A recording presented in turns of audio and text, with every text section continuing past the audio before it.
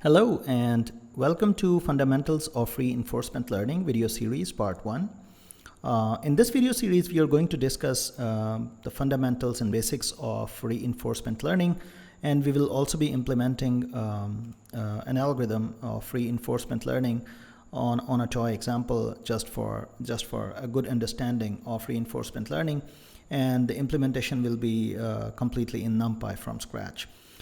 In this part, however, we are going to describe what reinforcement learning is, what's the terminology behind, and what's the problem setup, and all these kind of stuff.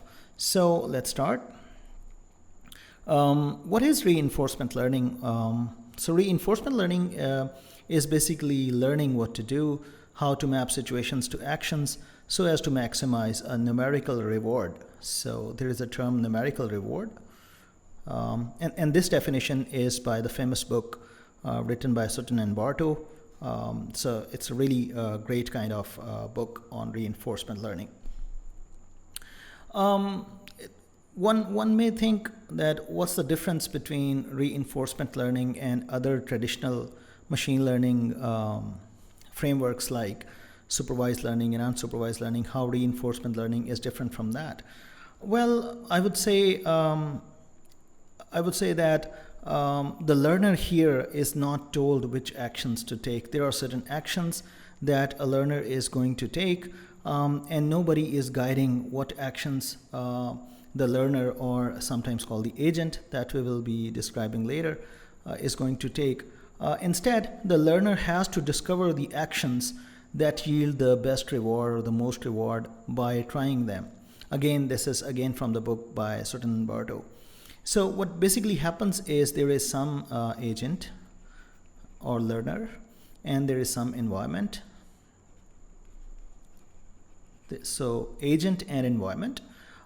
Agent has to do some actions. There may be possible actions. There may be several actions that an agent can perform. And once the agent performs an action, the state of the environment actually changes, and the agent receives a reward.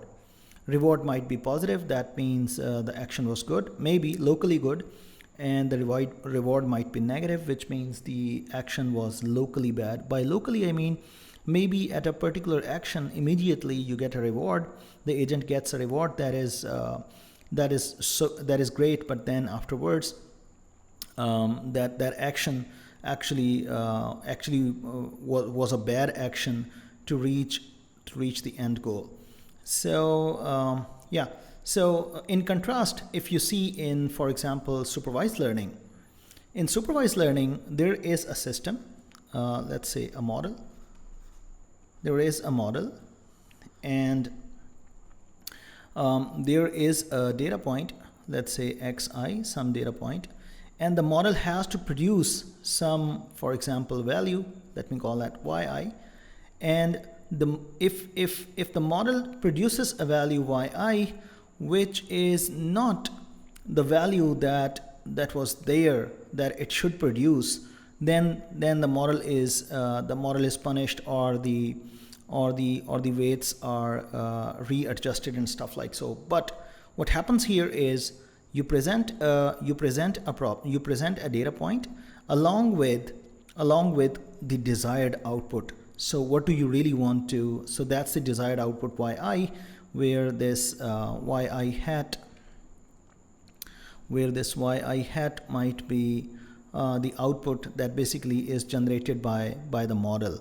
So if the model is not generating the output that is the desired output, then the parameters may be readjusted to produce the desired output. So there is a supervision that guides the model what output is to be performed. In contrast, in supervised learning, when the agent takes an action, whether that action is good or bad, nobody is guiding the agent. There is no supervision for telling the agent which action is good or bad. Rather, the agent has to try several actions in the environment repeatedly for a long time and may come up with a sequence of actions that maximizes a reward.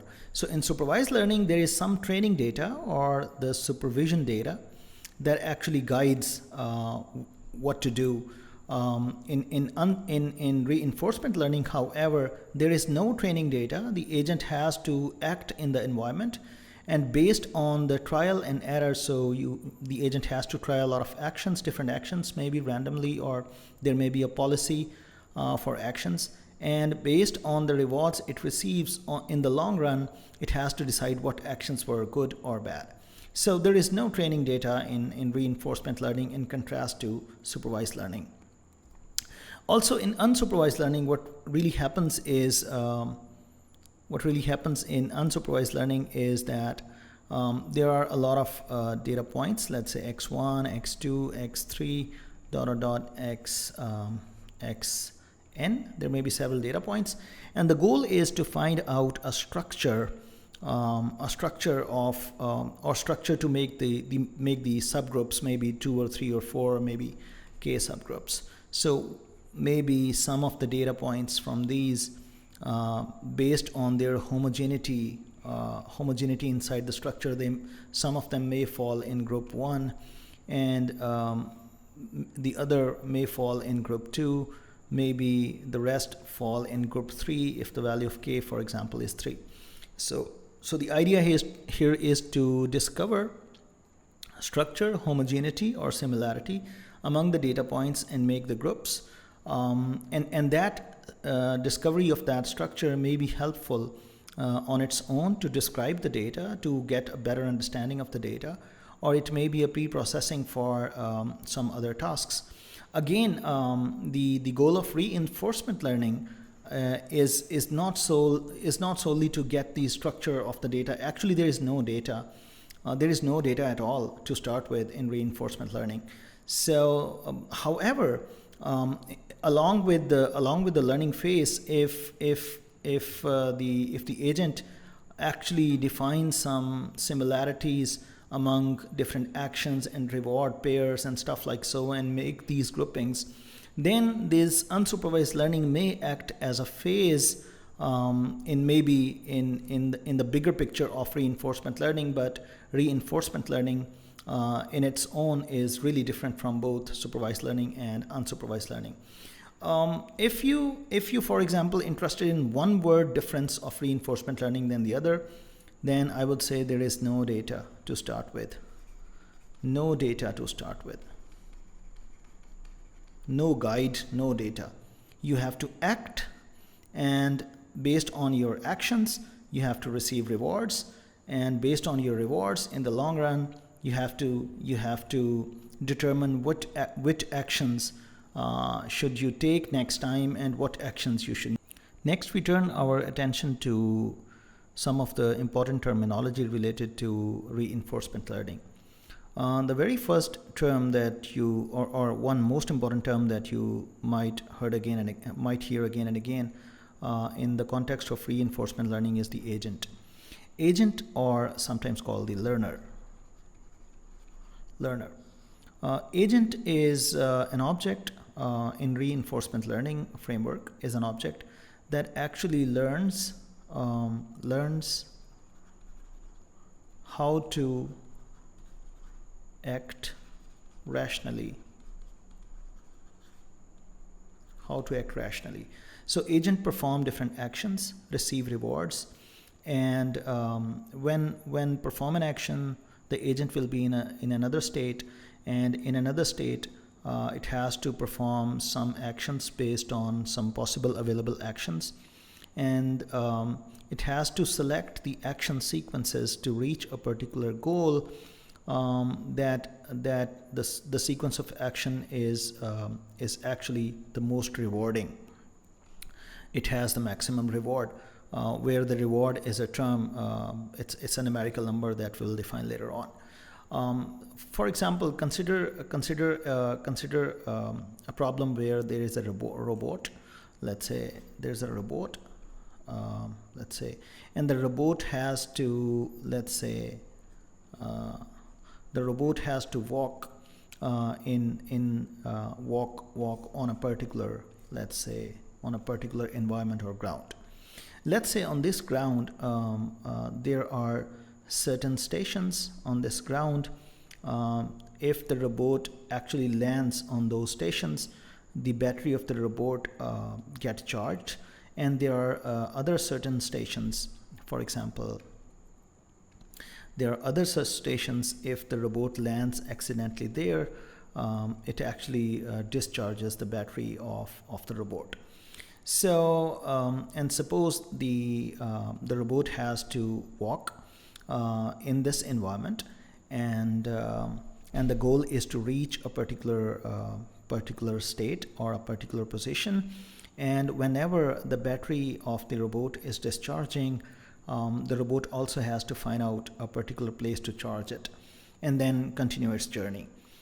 Suppose that this environment is a grid-like environment, that all these positions are arranged in a grid, and suppose that there are 4 actions that robot can take: move right, move left, move up, move down. So if the robot is at a particular state in the environment, where the state might be the XY positions or the position of the grid cell, if that is the state, then the agent has to take an action. For example, maybe moving right, moving left, moving up, or moving down, one of these actions. And after taking that action, the robot moved to another grid cell depending upon the action.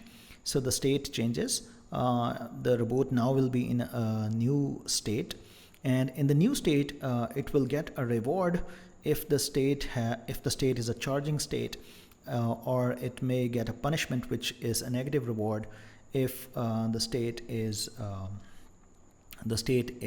basically a discharging state. Or maybe it neither gets a reward nor punishment if the state has neither a charging unit nor a discharging unit, and stuff like so. So the agent has to perform one of these 4 actions. So environment is basically another term that you will see a lot in reinforcement learning is an environment. Environment of reinforcement learning framework is the whole scenario in which the agent is performing. So environment is described by a lot of parameters. For example, here you see this whole thing upon which the agent acts, that is environment. And the environment has a lot of parameters like state, and it gives rewards and stuff like so. So environment is anything upon which the agent acts, and the state is a parameter of the environment that changes with actions of the agent. For example, if we see this, if we move to this example, the state is XY location along with Boolean variable whether the XY location or the grid cell is a charging cell or not. So or maybe 3 numbers if we have a charging state, discharging state, or a state which is neither charging nor discharging state.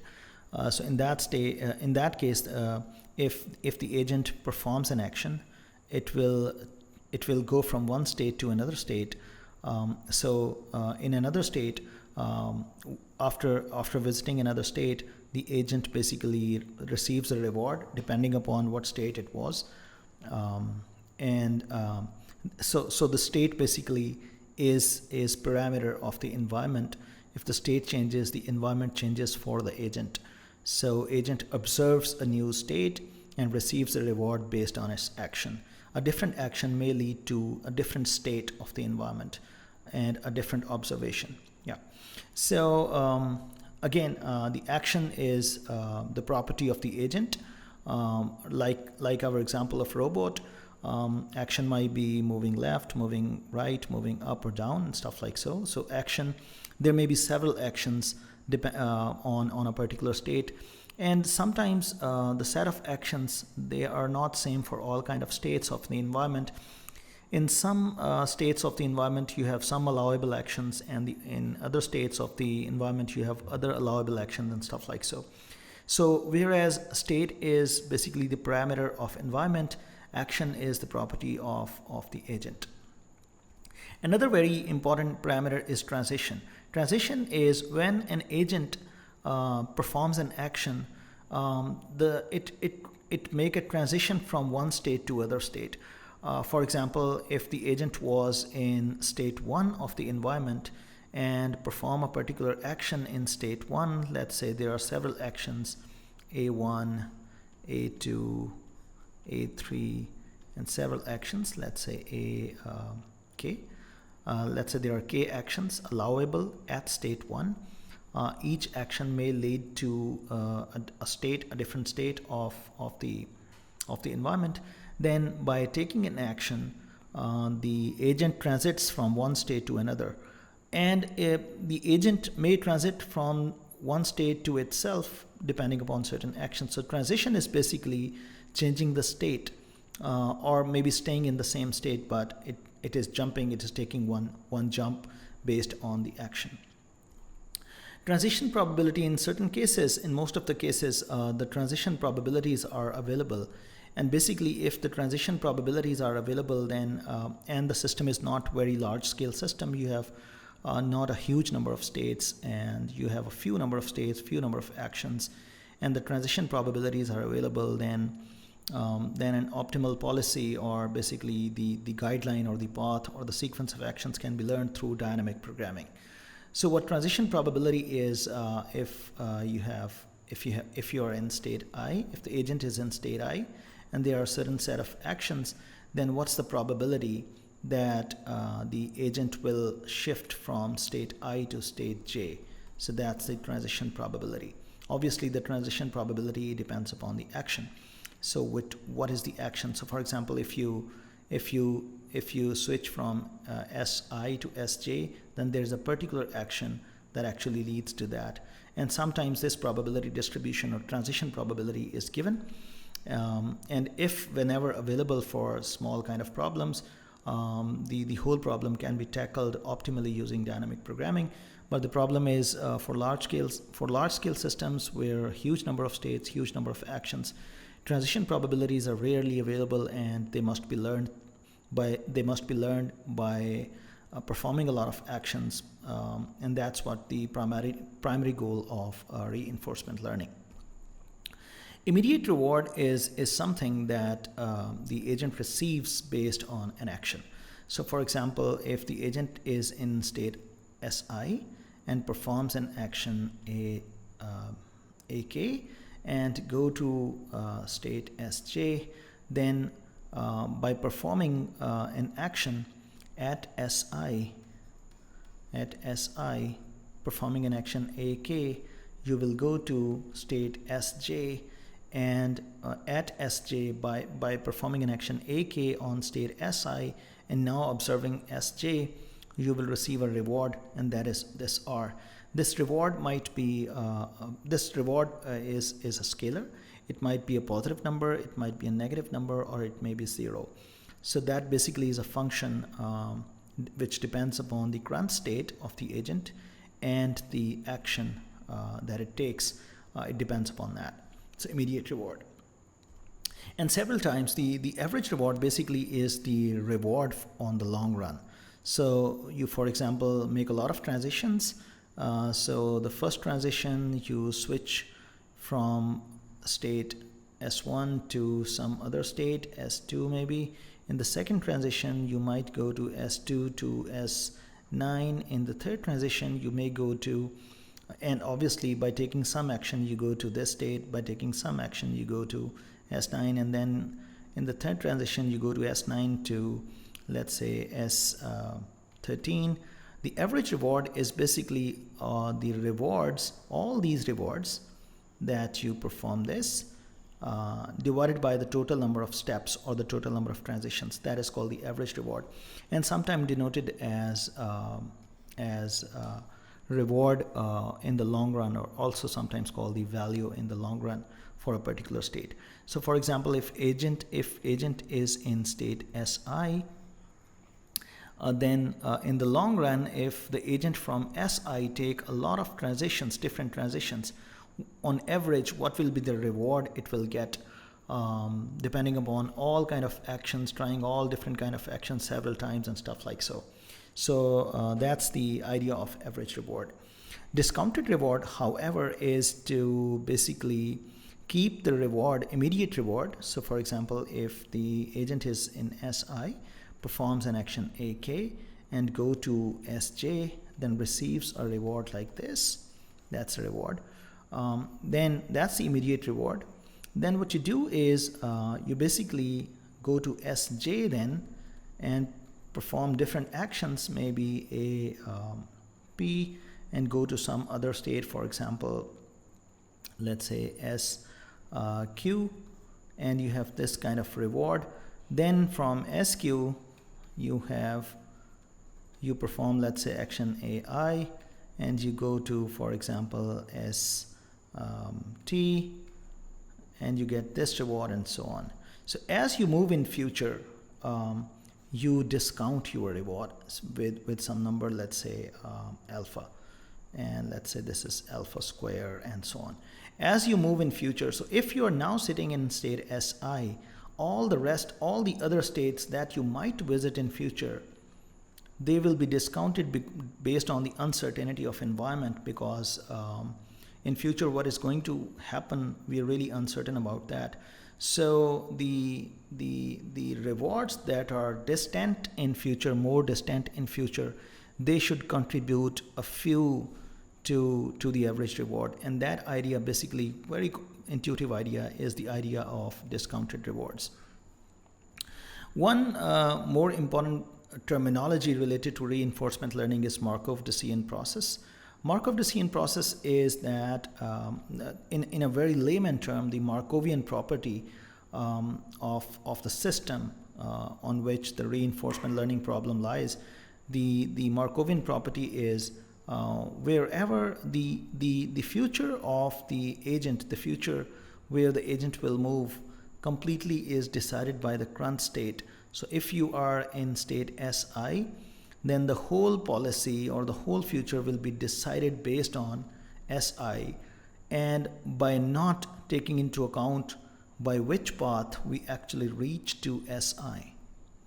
So there is no future. It is a memoryless kind of property. There is no past. For example, wherever you are, that will define what should be the future. And that particular property is called the Markovian property, and with that particular Markovian property, the decision process is known as Markov-Decision process, or sometimes also written as MDP. Yeah, so these are the most important terms in reinforcement learning. I just thought I should quickly go through these because when in the next video we will be seeing an algorithm, or smart, we will be actually using these terminology on a particular example that we will be coding in Python as well. So in the next video we'll be using a particular example and one very famous kind of algorithm that is used for reinforcement learning called RSmart, and we will be actually running this algorithm on a particular toy example that we will build on our which is called the map rover. We will build that, and in the third part of this video series we will actually be coding that in Python. So yeah, hope to see you in the next video with a very famous algorithm in reinforcement learning, RSmart.